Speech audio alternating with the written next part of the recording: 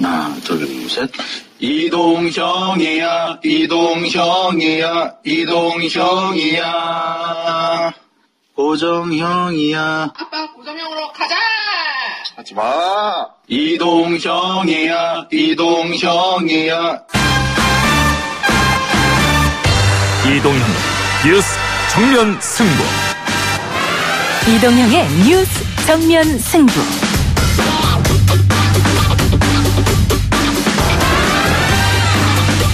청취자 여러분 안녕하십니까, 이동형입니다. 앞서 들으신 오늘의 로고송은 최강병기 장용진 기자 가족들 버전이었습니다. 이동형 뉴스 정면 승부에서는 대국민 로고송 경진대회를 열고 있죠. 이동형이야 이동형이야 이 부분을 직접 녹음해서 이메일로 보내주시면 20만원 상당의 AI 인공지능 스피커 누구를 드리겠습니다. 이메일 주소는 newsfront@naver.com이고요. 애청자 여러분들의 많은 참여 부탁드립니다. 이동형 뉴스 정면 승부, 먼저 오늘의 준비한 내용부터 살펴봅시다. 8월 25일 토요일 잠실 체조경기장에서 또 야당의 협치를 기다리지 않고 민주당 스스로 먼저 혁신하고 주막 합편을 하도록 하겠습니다. 방금 들으신 목소리, 박범계 더불어민주당 수석 대변인의 목소리였습니다. 8월 25일 전당대회 날짜를 발표한 바로 이분이 오늘 당대표 출마를 선언했습니다. 그동안 하마평만 무성했던 가운데 첫 공개 출마 선언인데요. 잠시 후 만나봅니다. 국정원 적폐청산 TF가 논두렁 시계에 조사를 해서 이은규 전 중수부장의 주장대로 국정원이 논두렁이라는 말을 만들어 언론에 흘렸다는 사실이 확인된다고 한들 지금 달라지는 게 뭐가 있겠습니까? 아무런 의미가 없습니다. 자유한국당 이은재 의원이 했던 말입니다. 노무현 전 대통령을 수사한 이인규 전 대검찰청 중앙수사부장이 이른바 논두렁 시계 배후에 국가정보원이 있다. 원세훈 전 국정원장이 임채진 당시 검찰총장에게 직접 전화를 걸어 고급 시계 수수 사실을 언론에 흘려달라고 요청했다라고 폭로를 했습니다. 해외 도피설까지 돌던 이 전 부장의 등장과 폭로, 최강병기에서 자세히 살펴봅니다. 나와 다른 뜻이 늘 여기서 조화를 이룰 때 있고 또 상반될 때 있고. 충청도 사람들은 핫바지라고 그럽니다. 아무렇게나 취급해도 입 다물고 있는 사람들. 김종필 전 국무총리의 어록, 자의반 타의반 그리고 핫바지, 생전 육성으로 들어봤는데요. 무궁화 훈장 추서 이슈가 종일 뜨겁습니다. 관련된 내용과 논란, 역사학자인 김준혁 한신대 교수와 이야기 나눠보도록 하겠습니다. 그리고 지난주 뉴스 정면 승부에서도 다뤘던 강진 여고생 실종 사건, 이 여고생으로 추정되는 시신이 야산에서 발견이 됐습니다. 그런데 이 시신에 머리카락이 없고 알몸인 상태였다고 합니다. 게다가 묻지 않고 그냥 버려져 있었다고 하는데요. 이 사건 대장에서 심층적으로 다뤄보겠습니다. 6월 25일 월요일 이동형의 뉴스 정면 승부 시작합니다.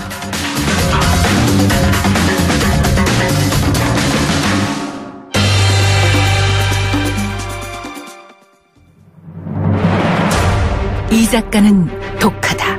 이 작가는 거칠다. 이 작가는 솔직하다. 이 작가는 눈치가 없다. 그는 할 말은 한다. 할 말은 한다. 정치 오타쿠 이 작가의 독설. 뉴스 정면 승부.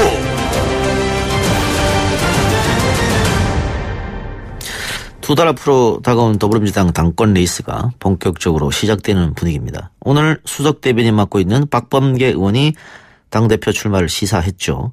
페이스북을 통해서 젊음을 바탕으로 일 잘할 유능한 혁신가로 자리매김하고 싶다. 결코 문 대통령을 홀로 뛰게 하지 않겠다. 이런 내용이었는데요. 더불어민주당 박범계 수석 대변인 직접 연결해서 이야기 나눠보도록 하겠습니다. 의원님 나와 계십니까? 네, 반갑습니다. 예.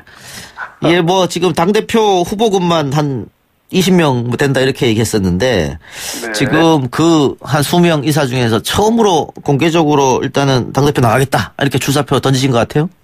네, 아마도 그런 것으로 보여집니다. 예, 네. 당대표를 내가 해야겠다 결심한 이유가 어떻게 됩니까? 오늘 출사의 변에서 밝혔듯이 저희들이 지난 지방선거에서 압도적인 승리를 했습니다. 예. 그렇기 때문에 더불어민주당 입장에서는 더할 나위 없이 좋은 기회다. 예. 문재인 대통령의 국정 철학과 민주당의 지향을 정말로 공고히 할 수 있는 아주 좋은 기회인 동시에 반대로 구체적인 성과들, 여러 가지 국민들이 바라는 사안들이 있습니다. 그런 부분에 대한 성과를 제대로 내지 못한다면 이제 직접 민주주의의 말 그대로 맛을 제대로 알고 계신 우리 주권자인 국민들이 결코 용서하지 않을 것이다. 그런 측면에서 위기일 수도 있다. 그래서 정말로 혁신이 필요하다. 그러려면 저 박범계가 해야 된다 하는 그런 결심을 갖게 되었습니다. 의원님께서 말씀하신 성과가 구체적으로 어떤 걸 들 수 있어요? 일단 문재인 대통령께서 잘 하고 계십니다만 남북 평화 분위기에 이은 그것이 제도화되고 그것을 원필칭 소위 평화체제의 구축이라고도 얘기를 합니다. 예. 그것뿐만 아니라 민생경제를 살리는 일은 정말로 어려운 일인데요. 또 단기간에 효과를 낼 수 있는 부분도 아니고요. 또 국민들의 1년 동안에 어떤 엄청난 지지를 받았던 적폐청산, 특히 생활적폐, 지방적폐 이런 부분들은 문재인 정부 내내 해야 될 그러한 사안이고 검찰개혁이 함께 따라야 되는 이런 것들을 얘기하고 있습니다. 그러니까 문 대통령이 계속해서 주장했던 거, 그것을 성과를 내려면 뭔가 구체적인 게 있어야 되는데 그거를 박범계만 할 수 있다 이렇게 생각하신 거죠? 뭐 저만이 할 수 있다라기보다는 제가 뭐 비교적 그래도 유능하다는 얘기를 전 들어왔다고 자부합니다. 예. 그래서 제 젊음을 바탕으로 유능하게 한번 해볼 그런 각오를 갖고 있습니다. 근데 이제 SNS 쓰는 글 보면요.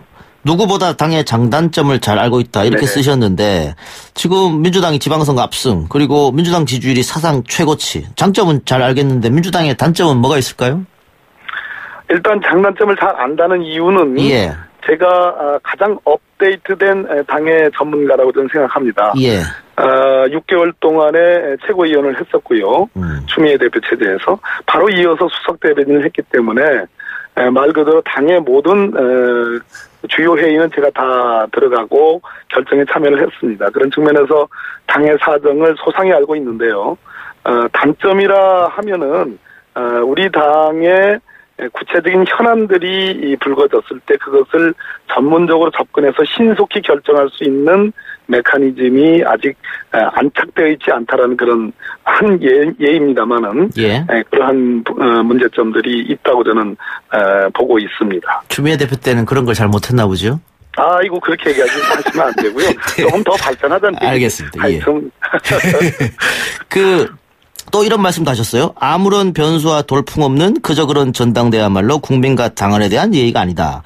그러면은 그 변수와 돌풍, 박범계 의원 출마가 이 변수와 돌풍이 된다. 이렇게 보면 되는 겁니까? 예, 정확한 말씀입니다. 예, 아무래도 뭐 제가 재선 의원이고 지금 거론되는 분들은 말 그대로 별처럼 빛나는 대선배님들이신데요. 그러나 제가 갖고 있는 전문성, 제가 오랜 동안 천착했던 제 문제의식들, 검찰개혁, 적폐청산 이런 것들을 생각한다면 제가 전당대회에서 도드라지는 그러한 어떤 그 경주를 한다면 그것 자체가 우리 당의 저는 굉장히 중요한 어떤 변화의 어떤 혁신의 한 단면이라고 생각을 합니다. 근데 지금 그 대부분의 언론이 이번 민주당의 당권 경쟁은 친문이냐 비문이냐 주류냐 비주류냐 이걸로 쓰고 있더라고요. 여기서 어떻게 생각하세요? 동의하기 좀 어렵습니다. 아시다시피 촛불혁명은 온 국민이 참여해서 권자의 부패한 권력을 권자로부터 끌어내렸습니다. 합법적으로요. 정말 유혈혁명이 아니라 말 그대로 명예무혈혁명이었습니다. 그렇다면 그 속에서 문재인 정부가 탄생을 했습니다. 그리고 지난 1년 동안 정말로 과거의 도식적인 의미의 보수니 진보니 그런 어떤 이분법적인 아닌 전 국민의 여러 같은 지지와 성원을 받았습니다. 이번 지방선거 역시 마찬가지요. 그러니까 지금은 모두 다 친문입니다. 또 친문화해야 됩니다. 이것은 무조건적인 뭐 대통령에 대한 지지와 성원이란 측면이 아니고요. 지금 국민들이 이 대통령을 지지하고 성원을 보내고 있습니다. 그렇기 때문에 뭐 과거에 대통령과 조금 더 가까웠던 분, 혹은 또 과거의 어떤 언행으로 인해서 조금 멀리 계셨던 분, 이걸 구분하는 것 자체가 저는 시대착오적인 거 아닌가 하는 생각이 같습니다. 그러니까 모두가 친문이란 말은 뭐 동의하는 부분이 있습니다만 어쨌든 당원들이 투표로서 결정하는 거 아니겠습니까? 그렇습니다. 예. 그런데 그 친문 후보들이 워낙 많다 보니까 의원님 말씀처럼 그렇다면은 뭐 교통정리 있어야 되지 않느냐 그런 지적이 있어서 한번 여쭤봤거든요. 당대표 전당대회에서 뽑히는 과정은 아시다시피 컷오프 과정이 있고요. 마지막에 3명으로 압축해서 전 당원이 참여해서 결정을 합니다. 예. 그 과정이 곧 단일화의 과정입니다. 그렇다면 만약에 사전에 어떤 그 공학적으로 어떤 뭐 선수들을 교통정리한다는 것 자체가 당원권을 전 침해한다고 생각합니다. 알겠습니다. 청취자 질문도 한번 여쭤보겠습니다. 예, 그러시죠. 예, 팟빵 앱으로 큰입파리 지용님께서 박범계 의원님 화이팅이긴 한데 네. 판사 출신으로 당대표 되면 사법개혁에 과연 유리할까요? 이런 질문이에요.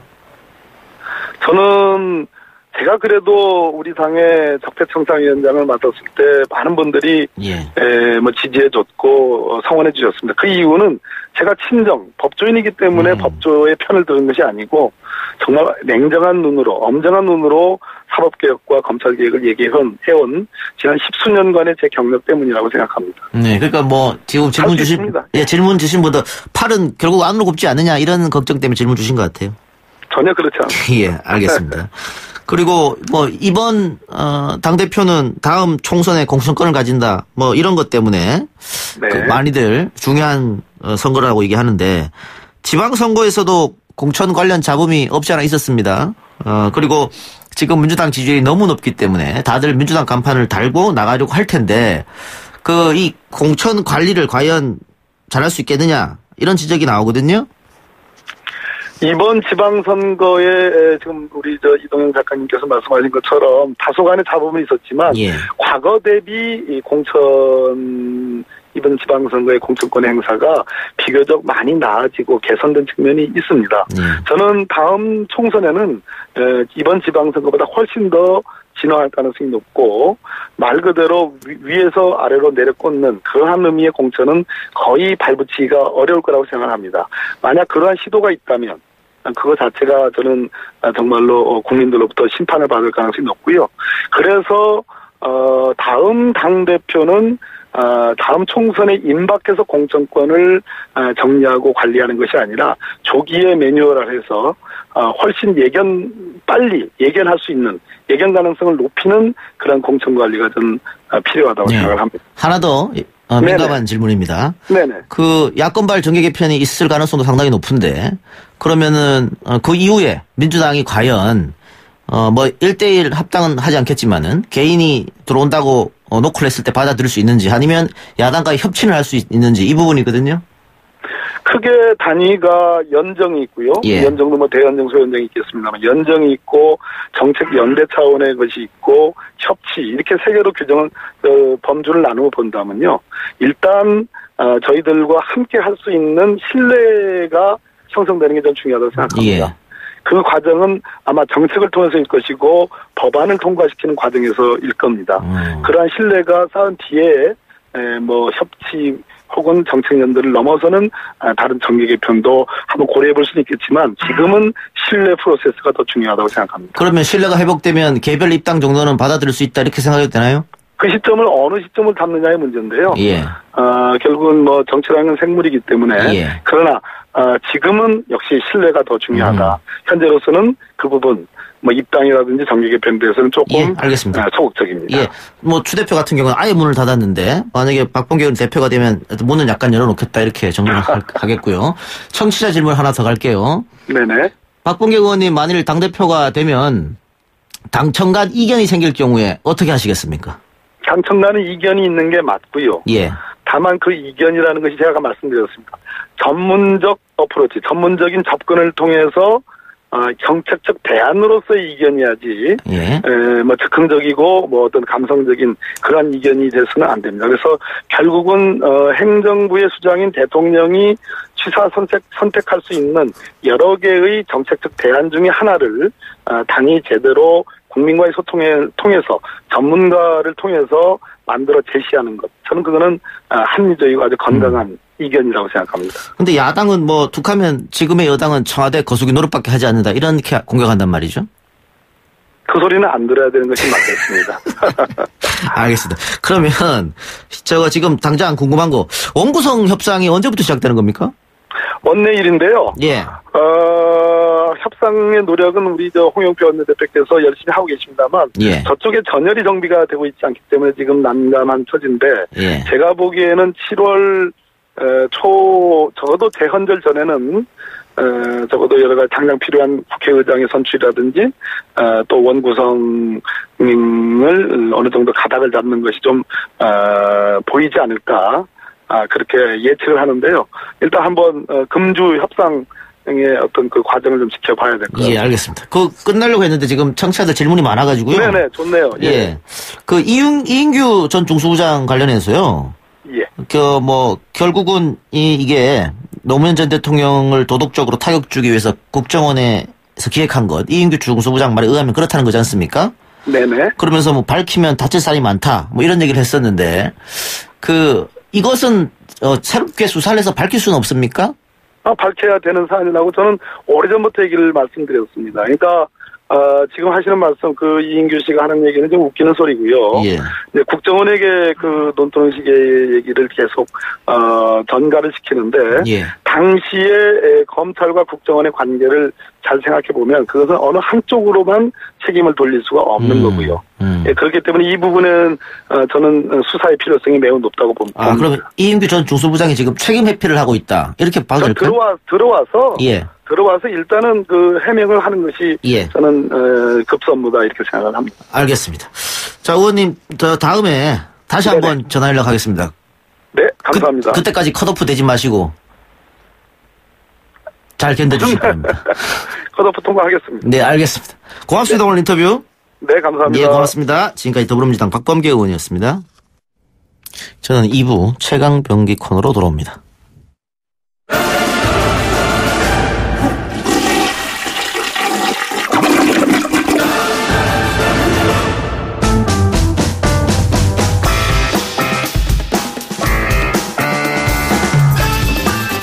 최강병기 시작하겠습니다. 오늘은 백성문 변호사, 아시아경제 장영진 기자 나오셨습니다. 어서 오세요. 네, 안녕하십니까. 장영진 기자 로고송 고마워요. 네, 가족들이 전체로. 근데 좀 사심이 있는 것 같더라고요. 거기 고정형이야. 팟캐스트에 고정형 해달라고. 그 고정형은 별 생각 없이 했는데, 집사람이 좀 생각이 좀 있었던 모양이에요. 원래 진심은 저렇게 별 생각 없이 나와요, 원래. 팟캐스트 출연료가 세거든요. 그래서 아마, 그래서 고정을 외치지 않았을까. 저도 어떻게 한번 좀. 자, 오늘 이야기할 것은 방금 박범계 의원과 잠깐 얘기했는데요. 이인규 전 대검찰청 중앙수사본부장의 입장문입니다. 교민들이 아마 이인규 전 중수부장을 보고 인터넷에 제보도 하고 그랬던 것 같습니다. 예. 며칠 전에 이제 모 언론사에 이인규 전 중수부장의 근황이 보도가 됐었어요. 그러니까 뭐 식당에 와가지고 식사를 하는 장면, 그 다음에 이인규 부장이 타고 다닌 차량 같은 것이 이제 사진으로 찍혀가지고 이렇게 보도가 됐었는데요.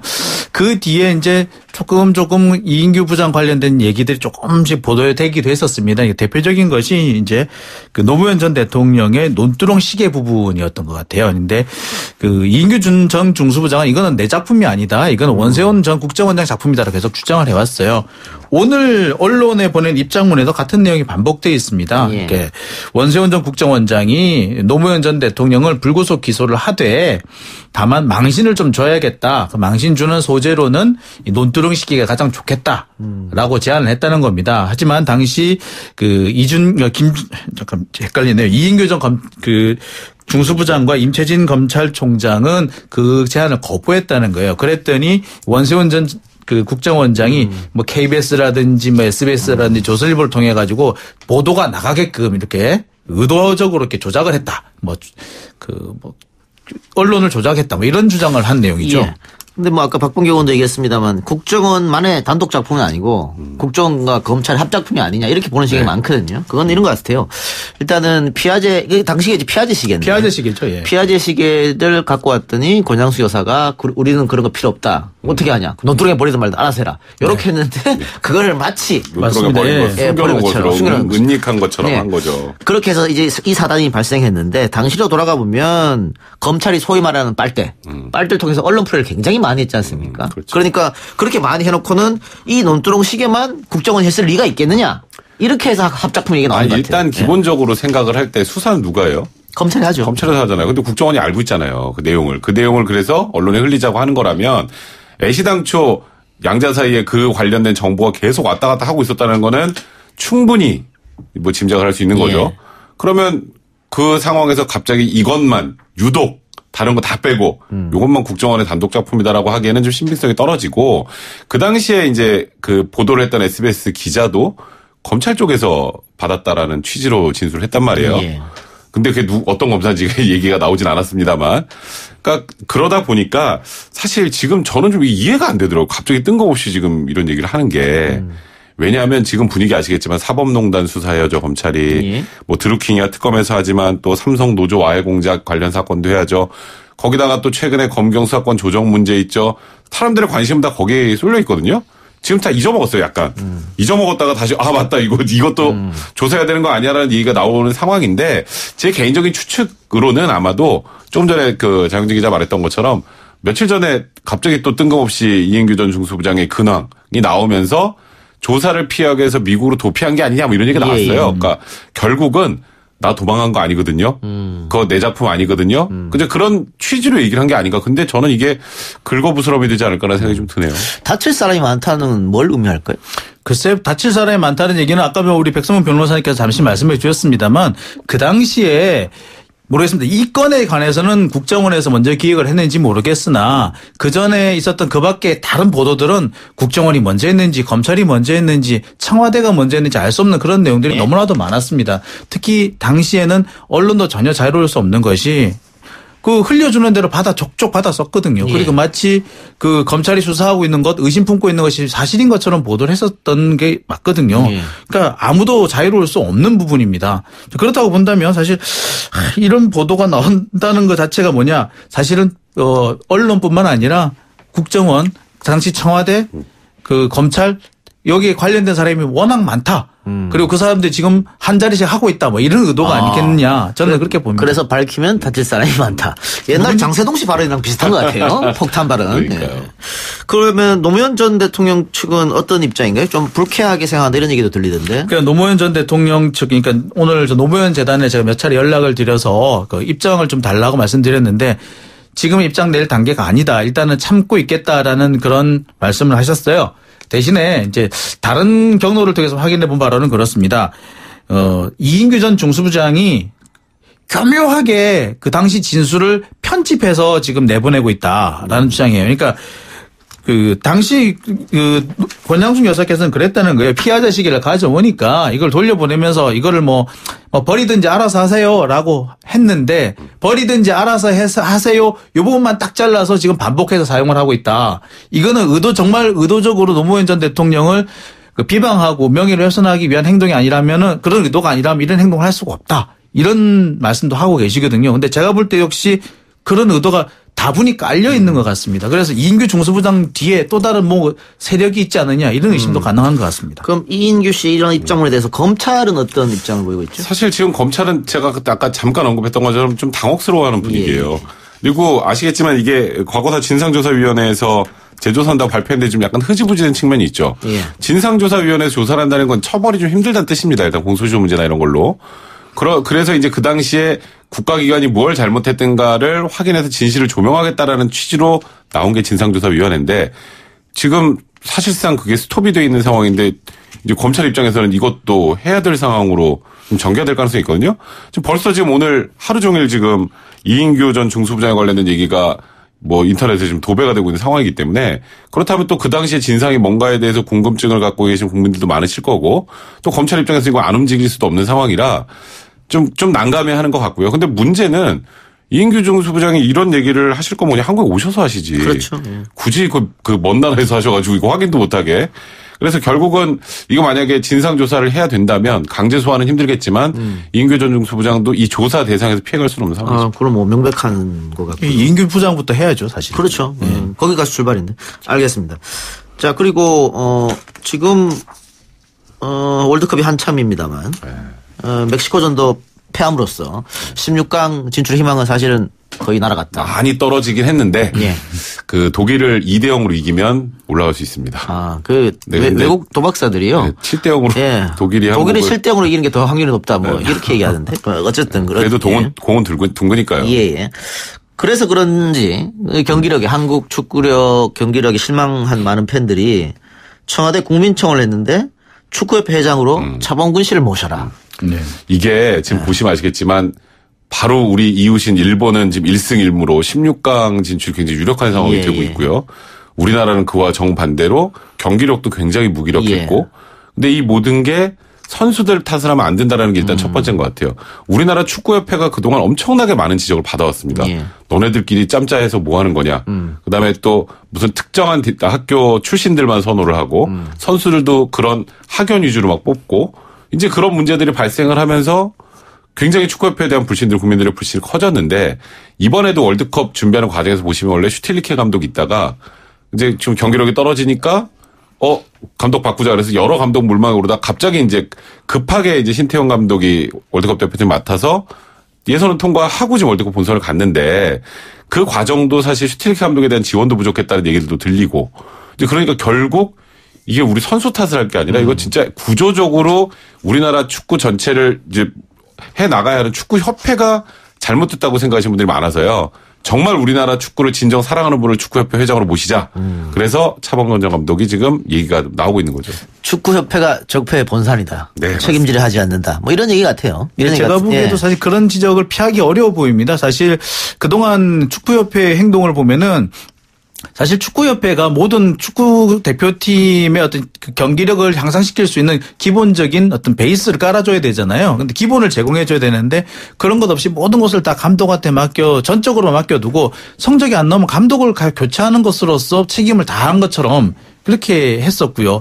그다음에 그렇다고 해서 감독한테 전권을 주느냐 아니거든요. 선수 선발과 관련해서 계속 개입을 하고 그 개입 때문에 항상 감독하고 특히 외국인 감독하고 축구협회 그 순회유진하고 갈등이 계속 벌어졌던 것도 있었고 이런 상황을 볼 때 사실 축구협회가 제대로 해준 것도 없으면서 맨날 꼬리 자르기만 하고 책임만 누구한테 떠넘기려고 하고 있지 않느냐 희생양을 만들고 있지 않느냐라는 지적을 피하기 어려워 보입니다. 예.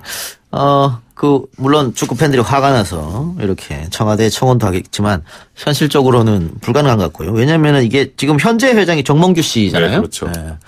투표로 선출된 사람이거든요. 그 투표로 선출된 사람 어떻게 강제로 내리게 하고 누가 임명한단 말입니까? 이게 현실적으로 좀 불가능할 것 같아요. 그러니까 일단 정몽규 회장이 이제 전체적으로 개혁의 앞장을 서야죠, 본인이. 지금 뭐 그 정몽규 회장을 문제 삼는 것보다 그 밑에 수뇌부들도 문제 삼는 경우가 많아요. 누군가가 특정한 사람이 좀 권력을 쥐고 선수 선발부터 모든 과정에 개입을 한다는 얘기는 많이 나와 있었고 조금 전에 말씀하셨던 것처럼 처음에 감독을 예를 들어서 잘못 뽑았어요. 그리고 그 감독에 대해서 제대로 지원도 하지 않았어요. 그러면 잘못 뽑은 축협 책임이 일단 제일 크죠.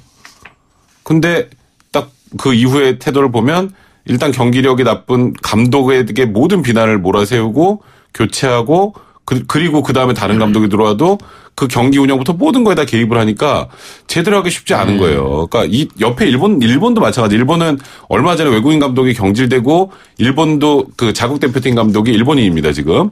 근데 지금 일본 경기하는 거 보세요. 그러니까 그런 거 보면서 반성을 해야 된다는 거예요. 사실 정몽규 회장의 책임을 묻기가 어려운 것이 솔직하게 말해서 정몽규 회장은 축구협회에 돈 대주는 사람이잖아요. 엄밀하게 말해서. 물주지 않습니까? 그런데 제가 그 얘기를 하고 싶었는데. 발언 좀 조심해 주세요. 근데 어떻게 이분은 자기는 실컷 이렇게 지원해주고 돈도 대줬는데 왜 책임을 지게 됩니까? 사실 그런 부분에서는 정작 책임을 져야 될 사람은 다른 데 있는 것 같습니다.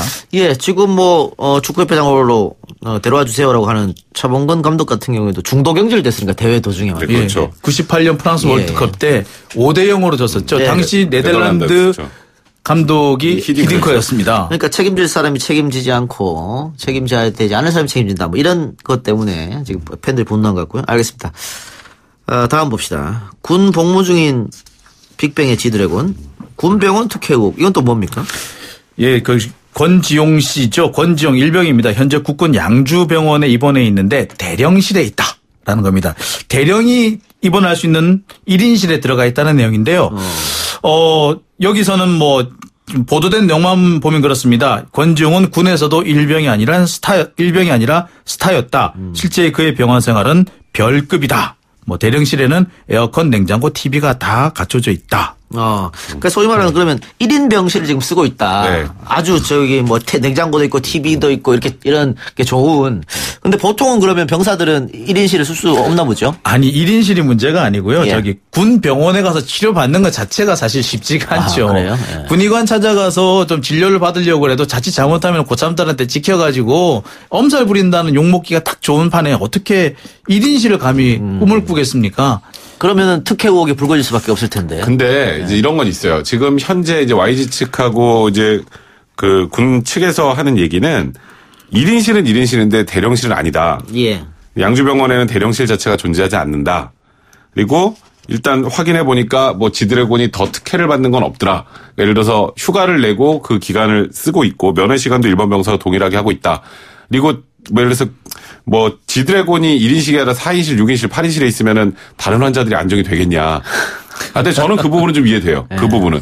그러니까 이제 그래서 우리는 특혜를 받지 않았다는 취지로 얘기를 하고 있고 뭐 사실 그 지드래곤이 그 발목 불안정증이라고 원래 춤 잘 추잖아요. 예. 이게 그 군대 가기 전부터 좀 있었던 건데 이제 그것 때문에 뼈 조각 제거하고 인대 재건 수술을 받은 것이기 때문에 이거를 지금 특혜 논란으로 가는 것은 부당하다. 이렇게 지금 얘기를 하고 있는 상황입니다. 그래도 1인실이라는 게 조금 대령실이 존재 안 한다는 건 사실 맞아요. 그런데 1인실에 지금까지 제가 병사가 1인실을 사용한 사례는 제가 들어본 적이 없습니다.